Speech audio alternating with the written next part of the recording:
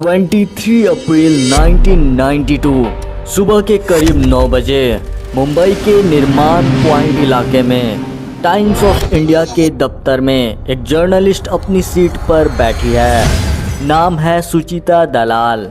उसके सामने कागजों का ढेर पड़ा है, बैंक के रिसिप्ट्स, ट्रांजैक्शन रिकॉर्ड्स, कुछ नंबर जो मैच नहीं हो रहे हैं। और ठीक उसी वक्त शहर के दूसरे कोने में एक आदमी अपनी सी फेसिंग पेंट हाउस में खड़ा होकर टोयोटा कोरोला की विंडशील्ड से बाहर झांक रहा है, जो उस जमाने में इतनी दुर्लभ थी कि सिर्फ उसी के पास थी।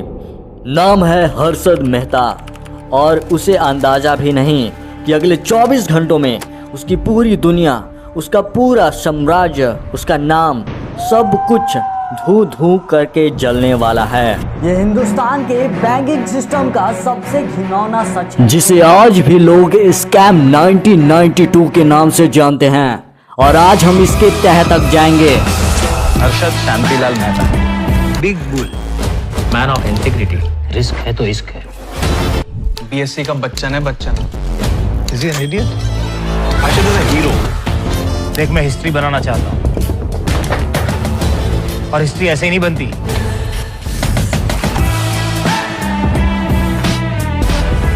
और कैसे उसने अकेले दम पर इंडियन बैंकिंग सिस्टम को घुटने पे ला दिया। चलिए शुरू से शुरू करते हैं। हर्षद शांतिलाल मेहता का जन्म 29 जुलाई 1954 में हुआ, पानेली मोती नाम के एक छोटे से गांव में, जो आज के गुजरात में आता है। घर में पैसों की तंगी थी। पिता एक छोटे बिजनेसमैन थे जो ज्यादा चला नहीं पाए और परिवार आखिरकार मुंबई के भुलेश्वर इलाके की एक चाल में शिफ्ट हो गया। भीड़ भरी गलियां, एक कमरे में पूरा परिवार और एक लड़का जो स्कूल में पढ़ाई में उतना तेज नहीं था, लेकिन उसकी आंखों में कुछ और ही चल रहा था। बड़ा होकर उसने डायमंड की दलाली से लेकर टेक्सटाइल तक हर छोटी मोटी नौकरी की। लेकिन असली मोड़ आया जब वो न्यू इंडिया एश्योरेंस कंपनी में एक क्लर्क की नौकरी करने लगा। और वहीं उसे पहली बार शेयर बाजार की दुनिया दिखी। उसे लगा यही है असली खेल, यही है वो जगह जहां एक चावल में पैदा हुआ लड़का भी रातों रात राजा बन सकता है। और यहीं से जन्म हुआ उसका सोच, जिसने आगे चलकर पूरे देश को हिला दिया। 1980 के दशक में हर्षद ने BSE यानी बॉम्बे स्टॉक एक्सचेंज में बतौर जॉबर काम शुरू किया। और 1984 आते आते उसने अपनी खुद की फिर्म खोल ली। नाम रखा grow more research and asset management. नाम भी कितना सिंपल रखा, ग्रो मोर, लेकिन आगे चलकर यही नाम गिरोह का सबसे बड़ा हथियार बना। हर्षद की सबसे बड़ी ताकत थी उसका दिमाग और उसकी जुबान। वो बैंकिंग सिस्टम के हर लूप होल को इस तरह पढ़ लेता था जो कोई माहिर जुआरी ताश के पत्ते पढ़ता है। और यहीं आता है सबसे जरूरी सवाल, आखिरकार क्या हुआ था? कैसे एक अकेला आदमी पूरे बैंकिंग सिस्टम को धोखा दे पाया? तो समझो ये पूरा खेल उस दौर के हर बैंक के लिए जरूरी था कि वो अपने डिपॉजिट्स का एक हिस्सा गवर्नमेंट सिक्योरिटीज यानी सरकारी बॉन्ड्स में रखे। इसे कहते हैं SLR, स्टैट्यूटरी लिक्विडिटी रेशियो। कभी किसी बैंक के पास जरूरत से ज्यादा सिक्योरिटीज होती हैं, कभी किसी के पास कम, तो बैंक आपस में इन सिक्योरिटीज को उधार लेती हैं एक मैकेनिज्म के जरिए, जिसे बोलते हैं रेडी फॉरवर्ड डील यानी RF डील। इसमें एक बैंक दूसरे बैंक को सिक्योरिटीज बेचता है और तय समय बाद वापस खरीद लेता। बीच में सिर्फ इंटरेस्ट का लेन देन होता।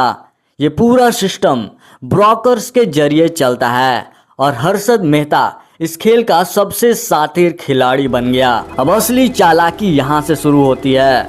जब कोई बैंक सिक्योरिटीज बेचता है तो असली सिक्योरिटीज का ट्रांसफर तुरंत नहीं होता था। उसकी जगह एक कागज मिलता था जिसे कहते थे बैंक रिसिप्ट यानी BR। ये BR बस एक एक्नॉलेजमेंट था कि हाँ भाई, मेरे पास सिक्योरिटीज हैं, बाद में ट्रांसफर कर दूंगा। हर्षद मेहता ने इसी BR को हथियार बना लिया।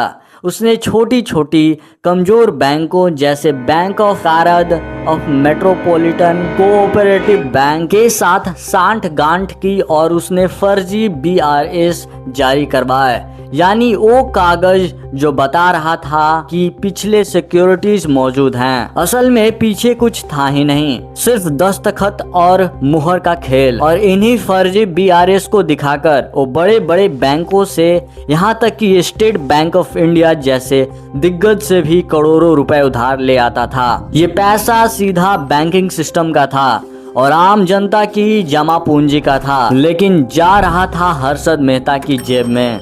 अब सवाल ये है कि पैसा गया कहाँ? यही है असली पंच।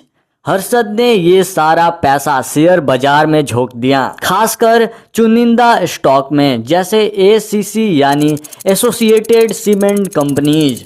सोचो ACC का शेयर जो कभी 200 रुपए के आसपास था, हर्षद के पैसे और उसकी हवाई हाइप की वजह से पहुंच गया 9,000 रुपए तक। एक शेयर की कीमत में 40 गुना का उछाल। लोग सोचते इतना पैसा कहां से ला रहा है ये आदमी। मीडिया में इंटरव्यू देता, कहता बैंकिंग सिस्टम में लूप होल है, कोई गैर कानूनी काम कर रहा है, और आम जनता रिटेल इन्वेस्टर्स सब उसकी नकल करने लगे। जो भी हर्षद खरीदता बाजार उसके पीछे भागता। यही वजह थी कि अप्रैल 1991 से अप्रैल 1992 के बीच सिर्फ एक साल में सेंसेक्स 1194 पॉइंट से उछालकर 4467 पॉइंट्स तक पहुंच गया, यानी 274% की छलांग। ये आज तक का सबसे बड़ा 1 ईयर सेंसेक्स रिटर्न है। अब सवाल ये है, कौन कौन शामिल था इस खेल में? क्या हर्षद अकेला था? नहीं भाई, बिल्कुल नहीं। इस पूरे नेटवर्क में और भी नाम जुड़े थे। हितेन दलाल जो एक और बड़ा ब्रोकर था और गवर्नमेंट सिक्योरिटीज के फर्जी लेन देन में माहिर था। भूपेन दलाल जो भी इसी खेल का हिस्सा था। और सबसे चौंकाने वाली बात, कई बैंकों के सीनियर अधिकारी, यहाँ तक कि कुछ RBI के लोअर लेवल अफसर भी इसमें शामिल थे, या फिर इतने लापरवाह थे कि उन्होंने कभी सवाल ही नहीं पूछा। यानी ये सिर्फ एक आदमी की चालाकी नहीं थी, ये एक पूरे सिस्टम की सड़ी हुई नींव थी जिसे हर्षद मेहता ने सिर्फ एक्सप्लॉइट किया। खेल शुरू हुआ था 1988 से 1989 के आसपास, धीरे धीरे छोटे छोटे स्केल पर। लेकिन 1991 में जब भारत ने इकोनॉमिक लिबरलाइजेशन शुरू की, नई नई कंपनियां खुली, फॉरेन इन्वेस्टमेंट आना शुरू हुआ, तब माहौल हर्षद के लिए एकदम परफेक्ट बन गया। मार्केट में उत्साह था, रेगुलेशन ढीली थी और बैंकिंग सिस्टम इतना कॉम्प्लिकेटेड और ओपेक नहीं था कि किसी को शक ही नहीं हुआ कि कोई इतने बड़े स्केल पर सिस्टम को चूना लगा सकता है। और फिर आया वो दिन 23 अप्रैल 1992। सुचिता दलाल ने अपने इन्वेस्टिगेटिव रिपोर्ट में खुलासा किया कि स्टेट बैंक ऑफ इंडिया के पास गवर्नमेंट सिक्योरिटीज की भारी कमी है, यानी जो सिक्योरिटीज होनी चाहिए थी वो गायब थी।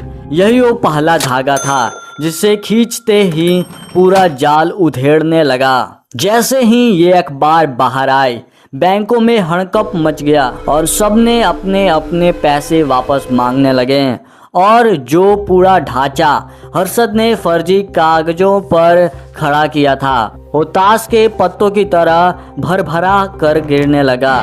सेंसेक्स के भूकंप आ गया, मार्केट क्रैश हो गया, निवेशकों की करीब 1 लाख रुपए की दौलत रातों रात साफ हो गई। और जो पैसा हर्षद ने बैंकिंग सिस्टम से डाइवर्ट किया था, अलग अलग एस्टिमेट्स के मुताबिक वो करीब 4,000 से 5,000 करोड़ रुपए के बीच था। और आज के हिसाब से इन्फ्लेशन एडजस्ट करके देखो तो ये रकम 24,000 करोड़ रुपए से भी ऊपर है।